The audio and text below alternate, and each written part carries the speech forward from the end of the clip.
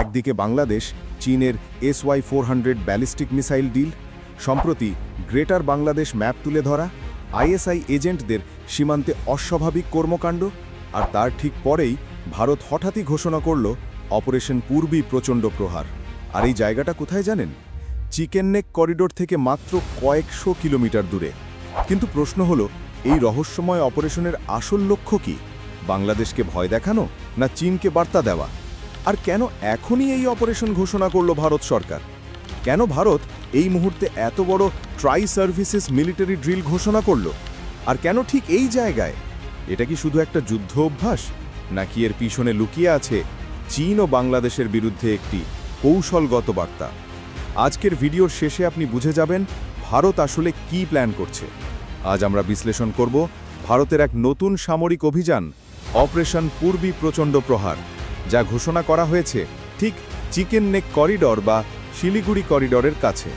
এটা কেবল একটা সামরিক মহড়া নয়, এটা এক কৌশলগত বার্তা যা দক্ষিণ এশিয়ার শক্তির ভারসাম্য পুরোপুরি বদলে দিতে পারে। কিন্তু আপনি জানেন কি, এই ঘোষণার ঠিক আগে কি ঘটেছিল বাংলাদেশে, আর কেন সেই ঘটনাই ভারতের সামরিক পরিকল্পনার আগুনে ঘি ঢেলে দিল? সম্প্রতি বাংলাদেশে এক বিতর্কিত বই প্রকাশিত হয়, যেখানে উত্তর পূর্ব ভারত অর্থাৎ আসাম, মেঘালয়, ত্রিপুরা তাদের গ্রেটার বাংলাদেশের অংশ হিসেবে দেখানো হয়েছিল, এবং গোয়েন্দা রিপোর্ট অনুযায়ী পাকিস্তানের ISI এর কয়েকজন এজেন্ট বাংলাদেশ সীমান্তে গিয়ে ভারতের সীমান্ত এলাকাগুলো পরিদর্শন করেছে। এটাই ছিল সেই ট্রিগার পয়েন্ট, যার পরে ভারত ঘোষণা করে এই মাসেই আমরা চালাবো একটি বিশাল ট্রাই সার্ভিস এক্সারসাইজ, নাম পূর্বী প্রচণ্ড প্রহার। এই অভিযান অনুষ্ঠিত হবে অরুণাচল প্রদেশের মেচুকায়, একটি পাহাড়ি ও কঠিন এলাকা যেখানে ভারতের সেনা, নৌবাহিনী এবং বায়ুসেনা 3 বাহিনীই অংশ নিচ্ছে। এই ট্রাই সার্ভিস এক্সারসাইজের লক্ষ্য কি? 1. নতুন যুদ্ধ কৌশল ও প্রযুক্তি পরীক্ষা করা। 2. উচ্চতর স্থানে যুদ্ধের প্রস্তুতি যাচাই করা। 3. বাহিনীর মধ্যে সমন্বয় কতটা নিখুঁত তা যাচাই করা। আর এই এক্সারসাইজ নেতৃত্ব দেবে ভারতীয় বায়ুসেনা।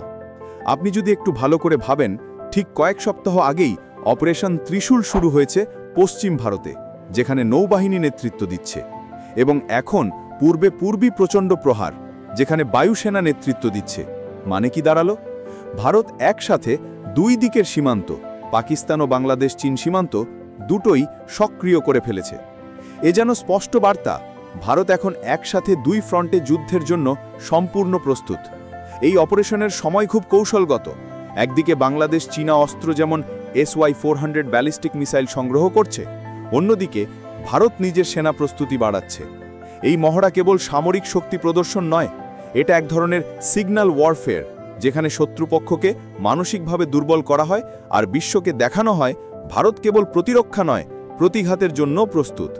চিকেন নেক করিডর ভারতের সবচেয়ে সংকীর্ণ ভূখণ্ড, মাত্র 22 কিমি চওড়া, যে পথেই ভারতের উত্তর পূর্ব 7টি রাজ্য সংযুক্ত ভারতের মূল ভূখণ্ডের সাথে। এই করিডরে যদি সংঘাত ঘটে, পুরো উত্তর পূর্ব ভারত বিচ্ছিন্ন হয়ে যাবে। তাই এই অঞ্চল ভারতের সফট থ্রোট, এবং এটিই এখন ভারত শক্তিশালী করছে। অপারেশন পূর্বী প্রচণ্ড প্রহার শুধু এক সামরিক মহড়া নয়, এটা এক রাজনৈতিক বার্তা, সংকেত আর এক মানসিক যুদ্ধ। প্রশ্ন হলো, এটাই কি ভারতের পরবর্তী সামরিক পুনর্জাগরণের শুরু, নাকি বড় কিছুর প্রস্তুতি চলছে আড়ালে? আপনার মতে কি হতে পারে ভারতের পরবর্তী পদক্ষেপ? কমেন্টে জানাতে ভুলবেন না। জয় হিন্দ, ধন্যবাদ।